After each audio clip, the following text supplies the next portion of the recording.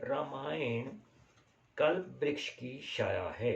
जो इसके पास आता है उसके कष्ट निवारण हो जाते हैं। सातों कांड ही इसके तनी हैं और दोहे ही शोभापूर्ण छोटी शाखाएं हैं।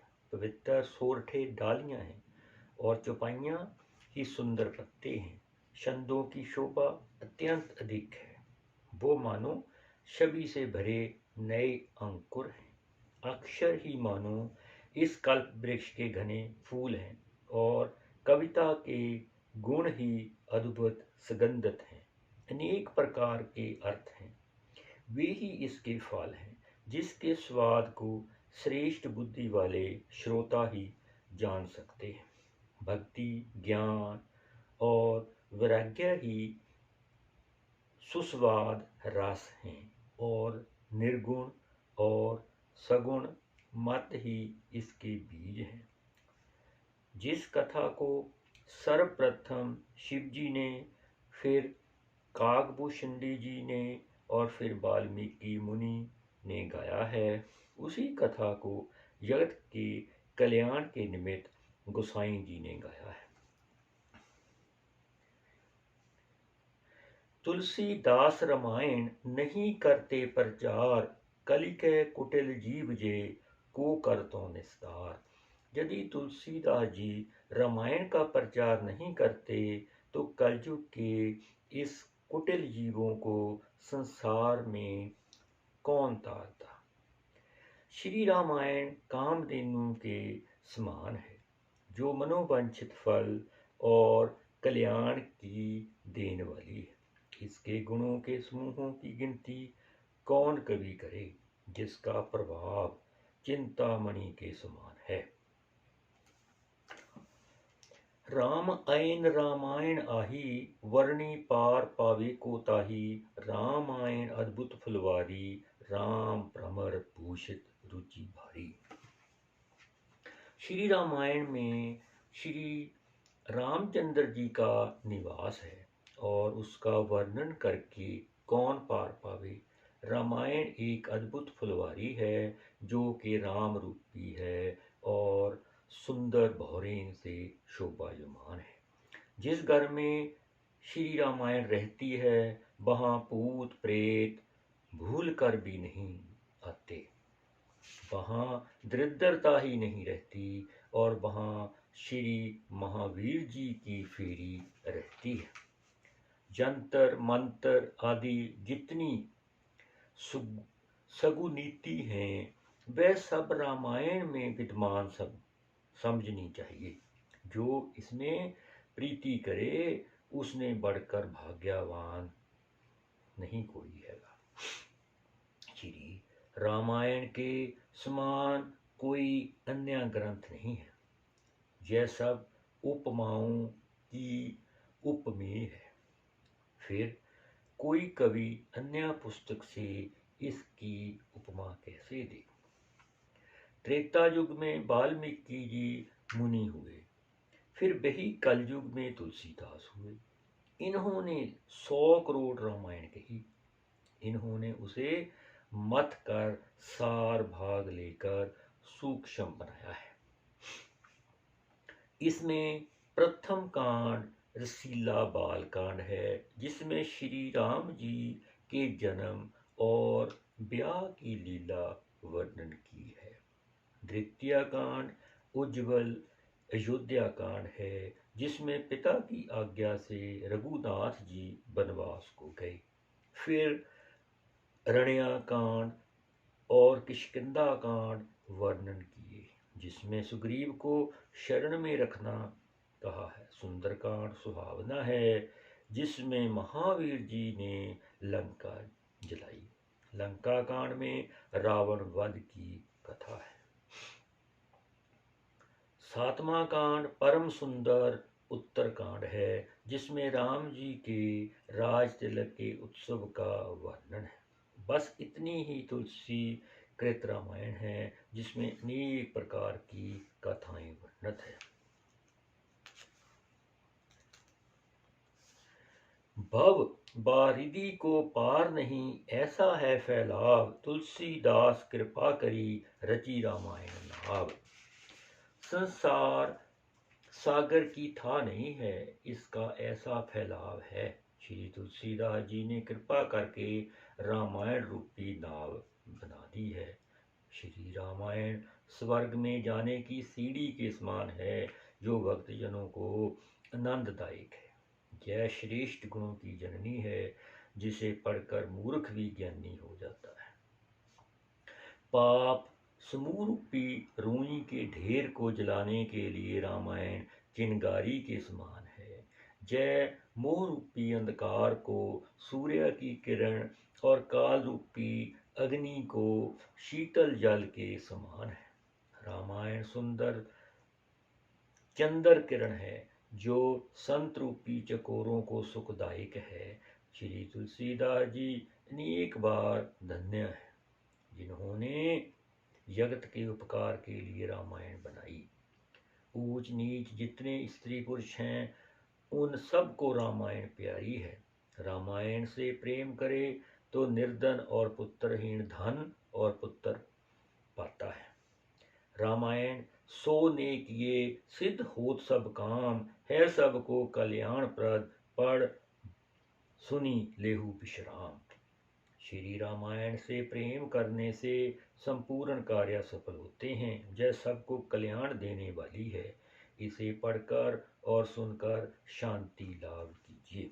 वेद आदि ग्रंथ ब्रह्मा जी के कमंडल हैं, जिसमें रामायण गंगा जल के समान भरा है। तुलसीदास जी भगीरथ के समान हैं, जिन्होंने गंगा जी के समान भाषा में इसका प्रचार किया। एक स्थान पर रामायण की कथा हो रही थी। उस मार्ग से एक पप्पी आ रहा था। उसके कानों में थोड़ी सी कथा पड़ गई। मार्ग में चलते हुए वह गिर पड़ा। गिरते ही तुरंत उसका शरीर छूट गया। तब वहां एक बड़ा आश्चर्य हुआ। उसे लेने के लिए यमदूत आए और अपने पाशों से उसे खूब मजबूत बांधा। तभी बड़ी शीघ्रता से श्री हरि के दूत वहां आए और यमदूतों को बहुत भय दिखाकर उन्होंने उसे छीन लिया और कहा कि इसने कानों से रामायण सुनी है, अत इसे हम विमान में बैठाकर ले जाएंगे। रामायण जी के प्रताप से वह पापी हरिदूतों के साथ स्वर्ग को गया और यम के दूत खिसियाकर हाथ मलते हुए यमराज के घर चले। अपने दूतों को भयभीत देखकर यमराज ने कुशल पूछी, हे चतुर्दूतों, बताओ तुमको किसने दुख दिया है? दूत बोले, हे महाराज, हम आपसे क्या कहें, आपको पूछने में लज्जा भी नहीं आती। मृत्यु लोक में कोई एक बड़ा भाग्यवान बैरागी तुलसीदास हुआ है। उसने राम कथा रामायण की रचना की है, जिसे घर घर में लोगों ने धर रखी है। अनेक प्रकार के पापी और जो मांसाहारी हैं और मदिरापान करने वाले हैं, वे भी सब मिलकर रामायण सुनेंगे, लिखेंगे, पढ़ेंगे और गुनेंगे। वे कोई भी आपके पास नहीं आएंगे। हे राजन, हमारे जय वचन सत्य हैं। लेहु पाश ये आपनो राखहु अपने पास, अमल तुम्हारो अब उठो सुनी यम भय उदास। लीजिए अपने जय पाश अपने पास रखिए, आपका अमल सब जाता रहा। जय सुनकर यमराज उदास हो गए। वे अपना दुख कहने भी ना पाए थे कि तब तक वहां और भी दूत आ पहुंचे। वे रोकर यमराज से कहने लगे कि आपकी नौकरी हमसे नहीं होगी। संसार में कहीं भी आपकी आज्ञा की मान्यता नहीं हो रही। जय सुनकर यमराज चकित होकर विचार करने लगे और बोले, हे दूतो, मुझे समझाकर कहो कि किसने मेरा हुक्म उठा दिया है। वे बोले, क्या कहें, कुछ कहा नहीं जाता। तुलसीदास नाम के एक गोसाई हुए हैं, उनकी रामायण संसार भर में व्यापक हो गई है। उसने सब पापी पवित्र कर दिए हैं। हम एक नीच प्राणी के घर गए तो वहां जो दुख हुआ सो कहा नहीं जाता। वहां हमने एक बलवान बानर देखा जो कि अति उग्र रूप और हनुमान जी के सदृश था। प्राण को गाहक भयो तब हम भी अति दीन, शरण शरण तब शरण है स्तुति बहु विधि की। वह हमारे प्राणों का गाहक हो गया। तब हमने बड़ी दीनता प्रकट की और अनेक बार उसकी शरण में जाकर बहुत भांति से स्तुति की। तब उस कपिराज ने प्रसन्न होकर हमसे जय शपथ कराई कि जहां रामायण रखी हो वहां भूल कर भी मत जाना। जो रामायण के कहने और सुनने वाले हैं उसके पास कभी मत जाना। महाराज सुनिए, हमसे जब ऐसी शपथ करा ली तब हम छूट नहीं पाए। जय सुनकर जामराज बहुत घबराए और पास बुलाकर दूतों को समझाने लगे, जहां श्री राम जी के नाम रूप और गुणों की कथा होती हो उस घर की ओर तुम मत जाना। तुम अजामिल की कथा का स्मरण करो। अपने मन में दूसरे का विचार मत लाओ। दूत जय बात सुनकर चकित हो गए। बोले कि श्री रामायण महारानी धन्य है। रामायण ते जस बानी तब भाषा शिरमौर, जमपुर ताको शोर है ममता को नहीं और। श्री रामायण बड़ी तेजस्वी और श्रेष्ठ भाषाओं की सिरमौर है, जिसका शोर यमपुर में भी है। उसकी समानता और कोई नहीं कर सकता। पातक महा लग्यो किन होई, रामायण सुन रहे न कोई। चारों फल को साधन, करू रामायण को आराधन। महान पातक पाप भी क्यों ना लगा होवे, रामायण को सुनने से भय भी नहीं रहता। जो चारों फलों को पाना चाहे तो उसे रामायण का पाठ करना चाहिए। रामायण सुनने से पाप नष्ट हो जाते हैं, जैसे जाड़ों में मच्छर नष्ट हो जाते हैं।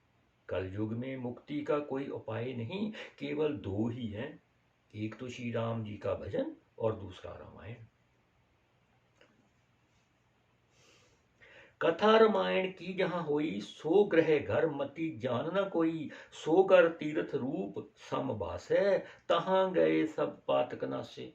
यहाँ श्री रामायण की कथा होती है, उस घर को कोई केवल घर ही ना समझे, वह घर तीर्थ के समान है। वहां जाने से सब पाप नष्ट हो जाते हैं।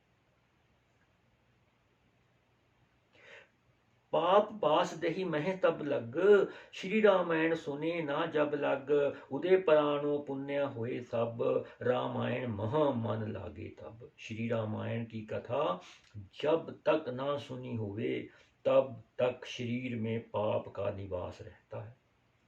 जब पूर्ण जन्म के पुण्य उदय होते हैं तभी रामायण में मन लगता है। रामायण के सुनत ही छूट जाए प्रेत तत्व, जाके पढ़े सुने ते सूजत हैं पर तत्व। श्री रामायण के श्रवण करते ही प्रेत योनि छूट जाती है और उसके पढ़ने और सुनने से परम तत्व का ज्ञान होता है। को जाने रामायण को रस, जय तो है संतन को सरबस। भजन स्नेही अलिगण जैसे, भक्तन प्रिय रामायण तैसे। रामायण का रस कौन जान सकता है, जय तो संतों का सर्वस्व है। भौरे जैसे कमल के प्रेमी होते हैं, वैसे ही भक्तों को रामायण प्यारी होती है। भक्तों ने अनेक ग्रंथों को छोड़कर रामायण को ही अपनाया है। भक्तों को जय भक्ति रूपी और रसिक जनों को रस रूप है।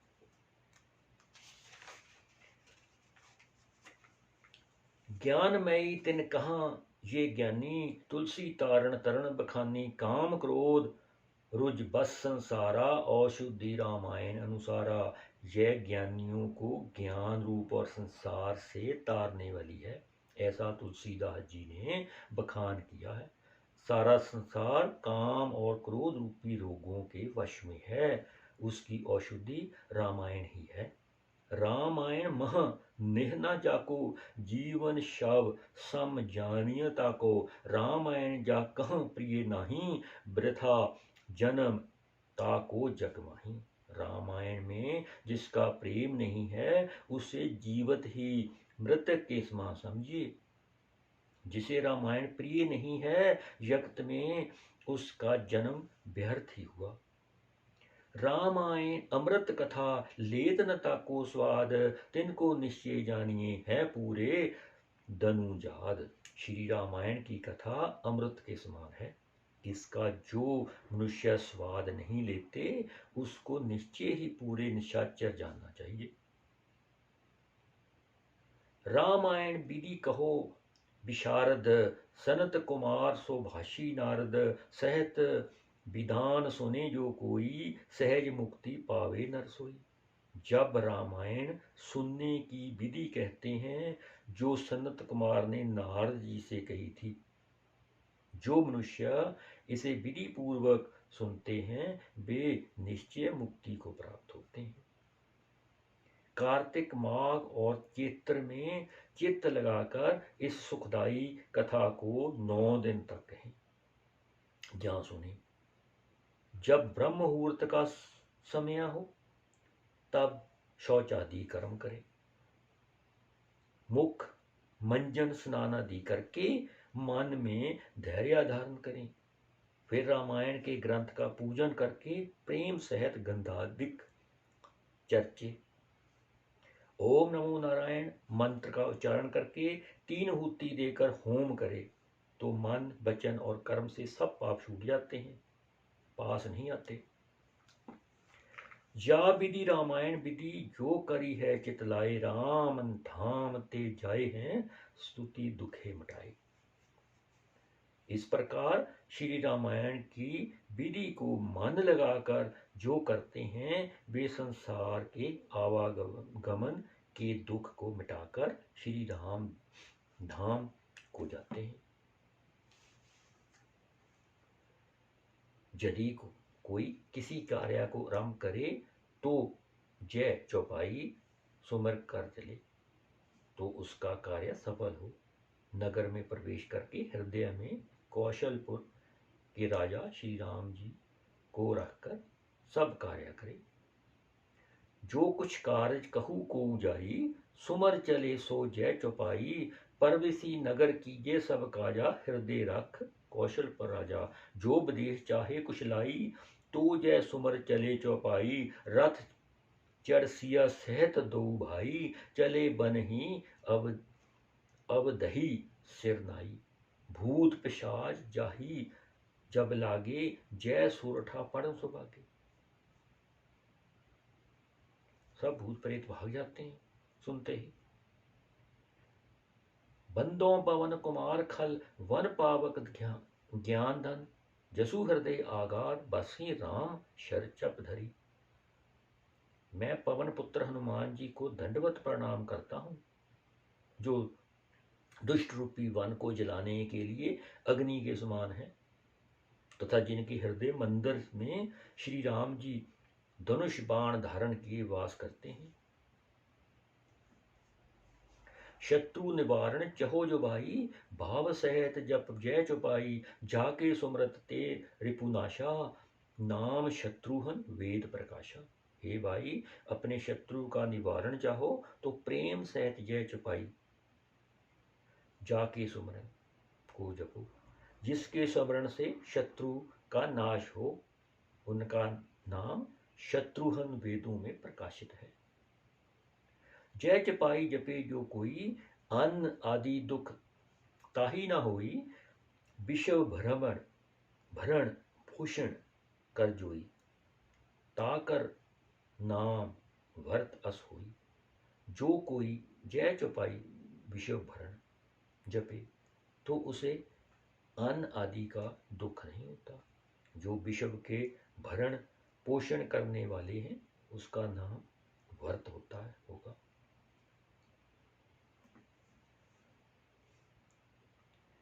यदि कोई अनेक उत्सव चाहे तो जय चपाई जबते पड़े।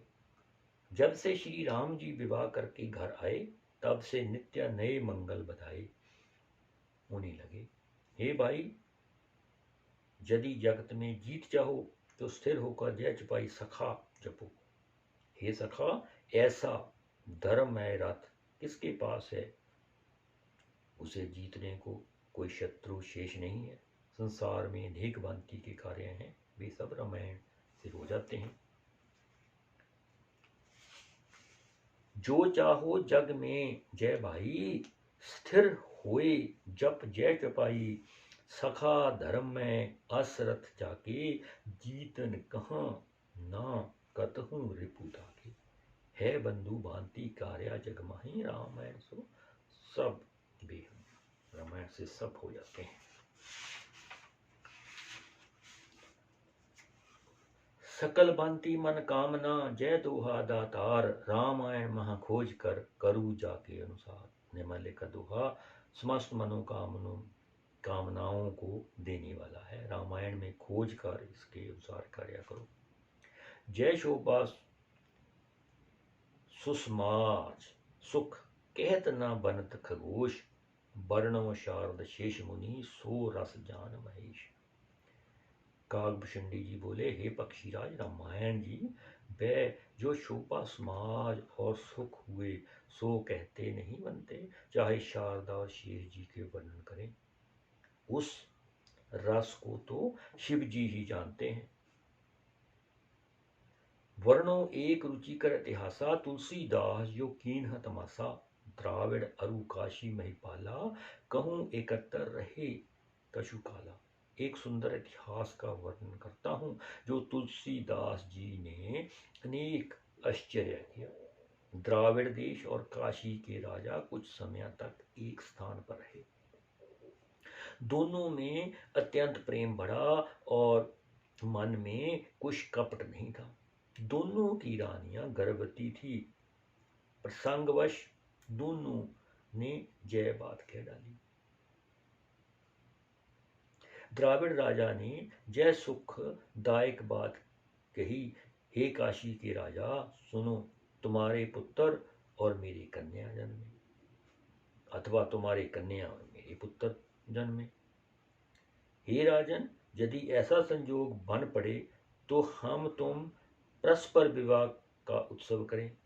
परस्पर शपथ देकर वह बात दृढ़ की और कहा कि अब सदैव प्रीति रहेगी। फिर किसी शुभ समय में दोनों राजा अपने अपने घर गए। विधाता की गति जानी नहीं जाती, दोनों और कन्याएं हुई। तब द्राविड़ राजा ने कहला भेजा कि मेरे पुत्र हुआ है। उसके दूत काशी को गए।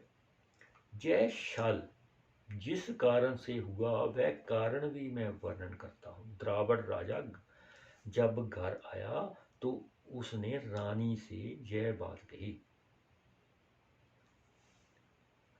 यदि दोनों और कन्याएं ही हुई तो मैं निश्चय अपने प्राण त्याग दूंगा। रानी ने राजा के मुख से यह बात सुनकर मन में बड़ा भय माना। रानी ने पुरोहित को बुलाकर राजा से छिपाकर यह बात कही, मेरा सुहाग आपके हाथ में है, नहीं तो हे प्रभु मैं नाथ होती हूँ। रानी ने पुरोहित को बहुत सा धन दिया। तब उसकी बुद्धि लोभ में बौरा गई। रानी ने सेवक सेविकाओं को वश में कर लिया और बहुत मान आदर और द्रव्य दिए। फिर एक सेवक काशी को भेज दिया और उससे सब समाचार पाए कि वहां भी कन्या हुई है। तब जय उपाय किया। अपनी कन्या का नाम पुत्र जैसा रखा और उसे गुप्त रखा। 12 वर्ष तक द्वार भी ना हो दिखाया। पंडित बोले, इसे कोई भी ना देखे, सब कोई ब्याह के समान ही देखे। सब कोई ब्याह के समय ही देखे। द्रावड़ राजा का चित्त मित्र से मिलने को उत्कंठित हुआ। तब उसने नेगी को भेजकर विवाह मांगा। मार्ग में अत्यंत आनंद से चलकर नेगी काशी के राजा के जहां आए। राजा ने प्रसन्न मन से पत्रिका वांची और कहा कि सुंदर बारात ले आओ। द्रावड़ राजा जब ब्याहने आए तो यह बात खुली। तब उसे बड़ी लज्जा आई। क्रोधित होकर काशी नरेश ने कहा कि मैं द्रविड़ राजा का सिर काट लूंगा। यह सुनकर द्रविड़ राजा बहुत डरे और अपना छल जानकर बहुत पछताने लगे। अत्यंत दीन होकर और डर कर द्राविड़ राजा जहां तुलसीदास थे वहां गए। रक्षा करो, दुख दूर करो कहकर वे उसके पैरों में गिर पड़े। तब तुलसीदास जी ने काशी नरेश को बुलाया और बड़े प्रेम से समझाया कि यह पुत्र कहकर कन्या को ब्याहने आए हैं। यदि यह पुत्र हो जाए तो ब्याह हो। काशी के राजा बोले, महाराज यदि पुत्र हो तो हम साज सजाकर ब्याह करें। तब तुलसीदास जी ने बेदी रचाकर गणेश जी और पार्वती जी को पधराया। सिंहासन पर रामायण धर 9 दिन तक बंची। जिस कन्या ने वर का रूप धारण किया था उसी को सामने बैठाया। आप बाँचने वाले हुए, जय श्रोता हुई। वहां सब दुनिया देखने गई। जब कथा बाँच कर सुनाई तब गोसाई ने उसके सिर पर हाथ धरा।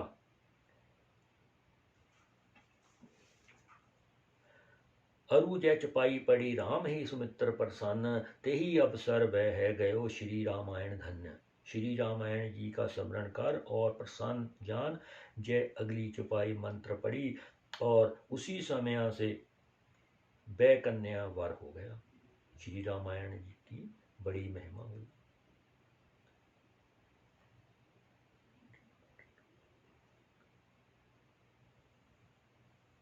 मंत्र महामणि विष ब्याल के मेटल कठन कुअंक भाल के, रामायण जब कहीं गुसाई भेटन हित काशी फिर आई। राम नाम विषय रूपी सर्प का विष दूर करने को महामणि है और यह राम नाम प्रावध के कठिन कुअंकों को मेट देता है। जब तुलसीदास ने रामायण कही तो प्रगट होने के लिए काशी में फिर आई। किसी पंडित ने आदर नहीं किया और कहा, हम कहें सो उपाय करो, हम कहें उस स्थान पर जाओ और अब पोथी किसी को मत दिखाओ। एक श्री आनंद कान्या ब्रह्मचारी जी ने हमारे सबके सुरमौर हैं और उसकी बड़ी महिमा है। यदि वे इसका आदर करेंगे तो हम सब भी इसको मान्य देंगे। गोसाई जी तुरंत श्री आनंद कन्या के पास गए और प्रसन्न होकर परस्पर प्रशंसा की। फिर गोसाई जी ने पोथी की बात कही सो उन्होंने देखने के लिए रख ली। कुछ दिन अनुराग के साथ पढ़ी। बाद में गोसाई जी पोथी मांगने गए। पोथी को दिया और कहा कि इसका सब लोक में आदर होगा और फिर अपने प्रमाण के हेतु जय अद्भुत श्लोक लिख दिया। इस आनंद कानन में तुलसीदास जगम तुलसी वृक्ष हैं जिनकी कविता रूपी मंजरी राम रूपी ब्रह्मण में भूषित है। तुलसीदास धन्य हैं जिन्होंने जगत के निर्माण निमित्त रामायण रची। मैं रामायण का महामया कहने में समर्थ नहीं हूँ क्योंकि मेरी बुद्धि तो विषय रस में सनी रहित है। सदगुरु की दया से गोपाल दास ने अपनी बुद्धि के अनुसार महात्म वर्णन किया है।